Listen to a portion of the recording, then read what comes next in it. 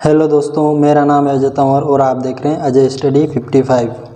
इससे पिछले वीडियो में हमने एनआरसी ओसीआई किसके बारे में एनआरसी एनआरआई ओसीआई इन सब के बारे में देखा था। आज अपन देखेंगे भाग 3 देखेंगे। भाग 3 का नाम है मूल अधिकार या मौलिक अधिकार।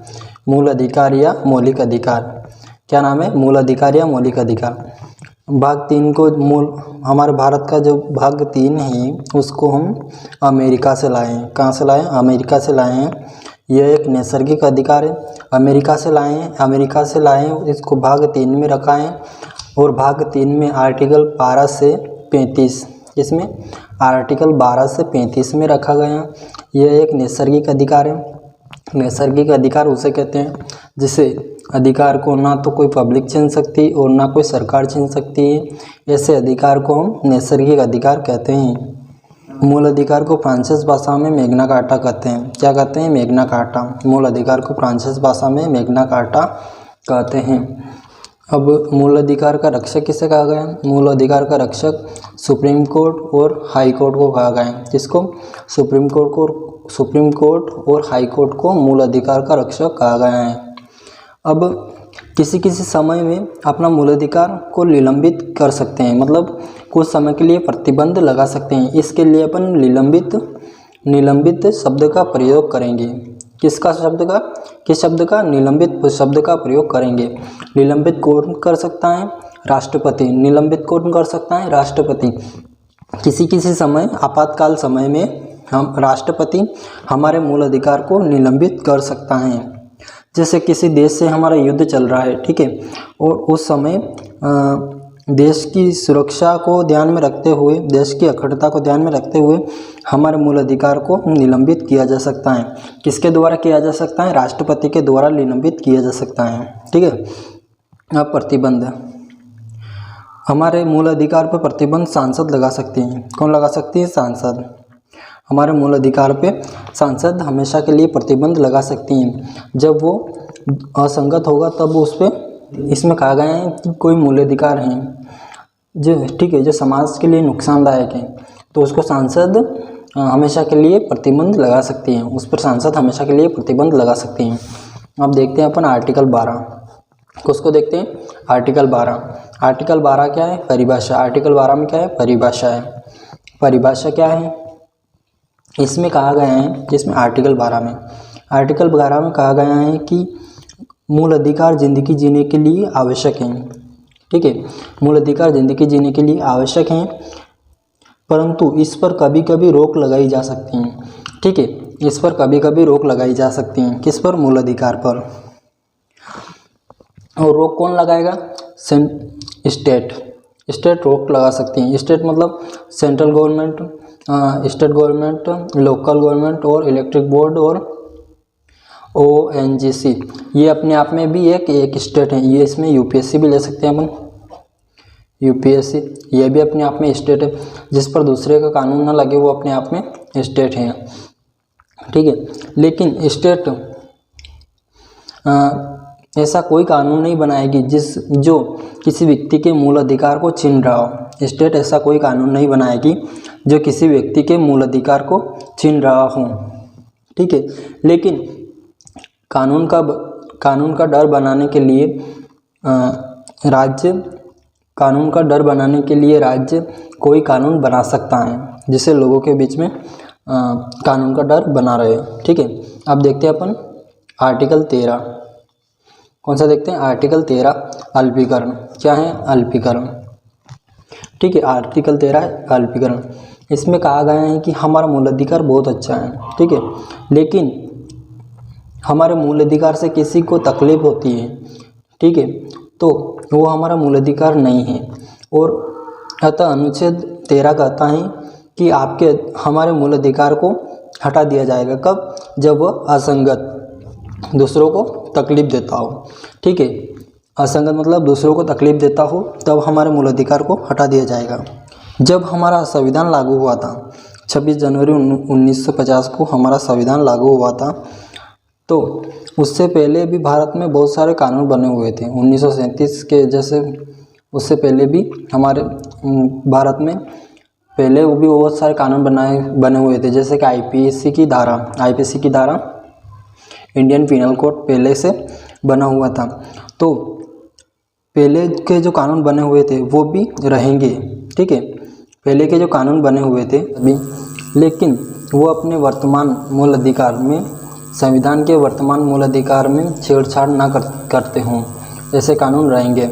और सरकार बाद में भी ऐसा कोई कानून नहीं बना सकती है जिससे संविधान में हस्तक्षेप हो, संविधान के मूल अधिकार में हस्तक्षेप हो, ठीक है। यहाँ तक समझ में आ गया। अब देखते हैं अपन आर्टिकल 14। आर्टिकल 14 में दो बातें कही गई। कौन कौन सी दो बातें कही गई है? आर्टिकल 14 में दो बातें कही गई, 1 और 2। इसमें कहा गया है कि कानून के समक्ष समानता। पहली बात क्या कही गई? कानून के समक्ष समानता। ये बात सबसे पहले एविडेसी ने की थी। किसने की गई थी? एविडेसी ने की थी। यह बहुत बड़े शास्त्री थे, ठीक है। इसको अपन 20% फॉलो करते हैं। कानून के समक्ष समानता को 20% फॉलो करते हैं और उसको ब्रिटेन में भी फॉलो किया जाता है। कहाँ किया जाता है? ब्रिटेन में भी फॉलो किया जाता है, यूके में भी फॉलो किया जाता है, ठीक है। अब कानून का समान संरक्षण क्या है? कानून का समान संरक्षण। इसमें कहा गया है कि कानून सबके लिए बराबर नहीं होना चाहिए, ठीक है। इसमें कहा गया है कि कानून सबके लिए बराबर नहीं होना चाहिए, लेकिन गलती कर दी है तो कानून सबके लिए बराबर होना चाहिए, ठीक है। इसको यूएसए से लाया गया, यूएसए अमेरिका से लाया गया था। इसको अपन अभी 80% फॉलो करते हैं, ठीक है। अब राष्ट्रपति कोई गलती कर देता है, ठीक है, तो वो आर्टिकल 71 के तहत, इसके आर्टिकल 71 के तहत अपनी सज़ा खुद ही माफ़ कर सकता है।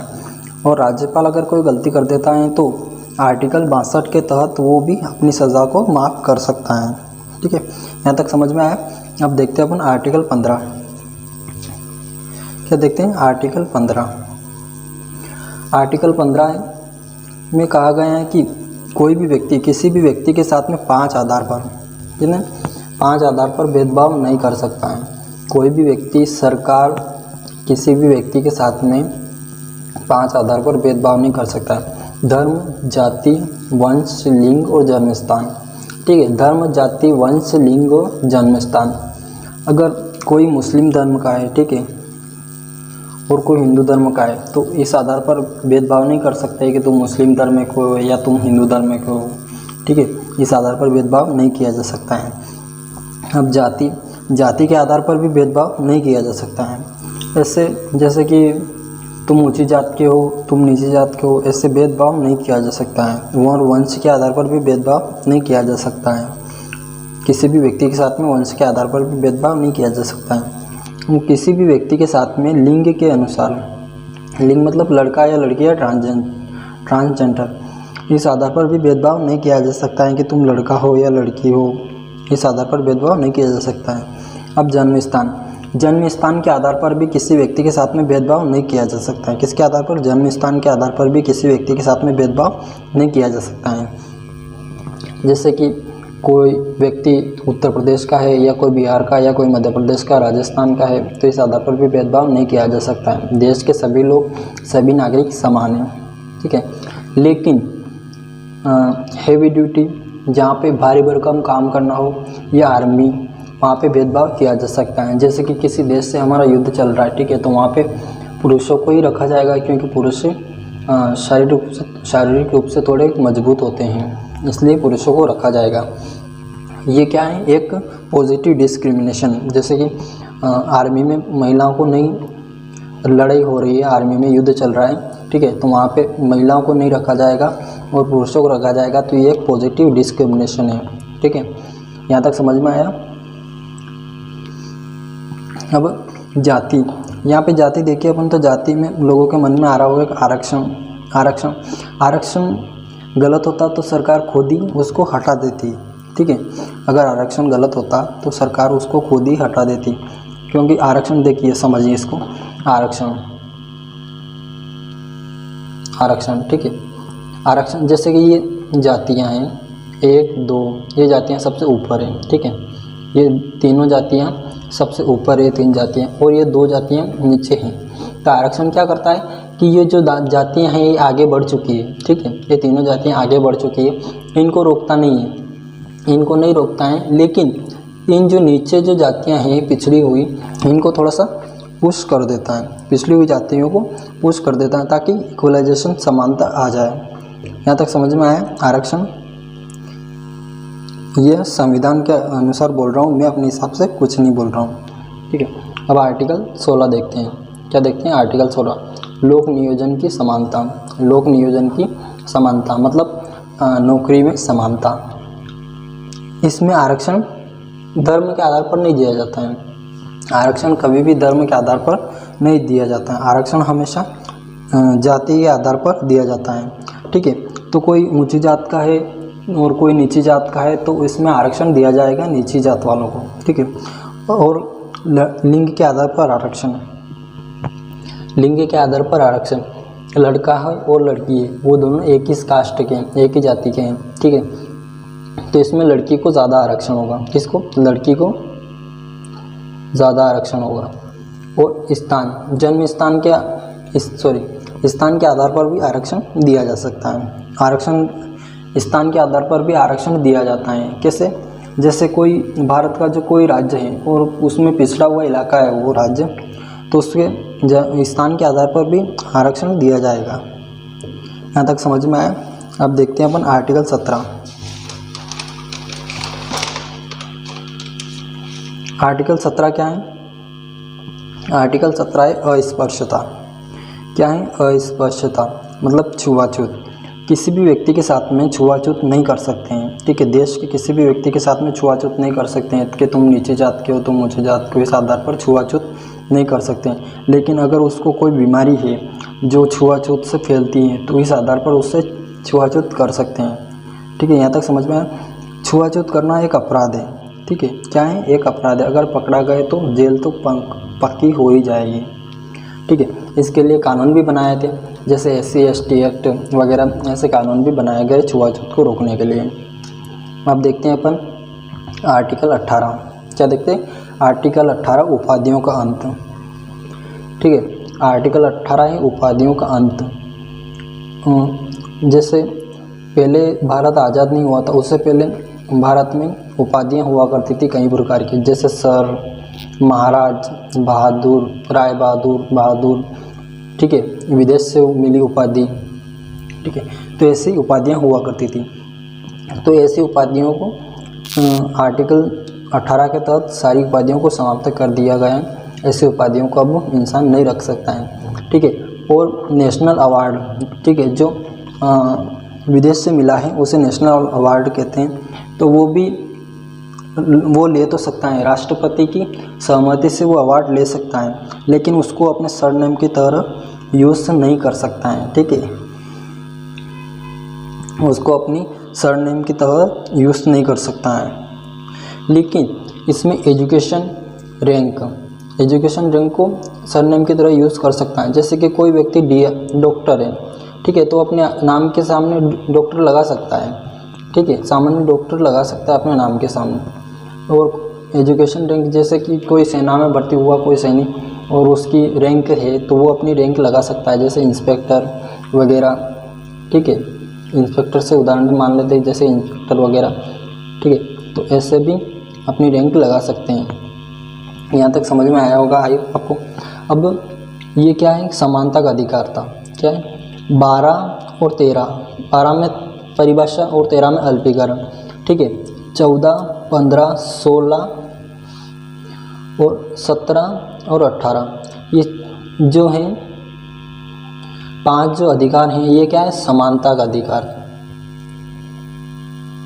समानता का अधिकार देते हैं, ठीक है।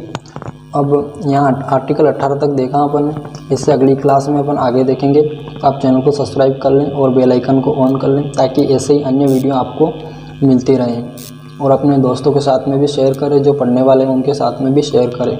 और वीडियो में कोई कमी लगी हो तो मुझे बताएं ताकि मैं इस कमी को पूरा कर सकूं। Thank you.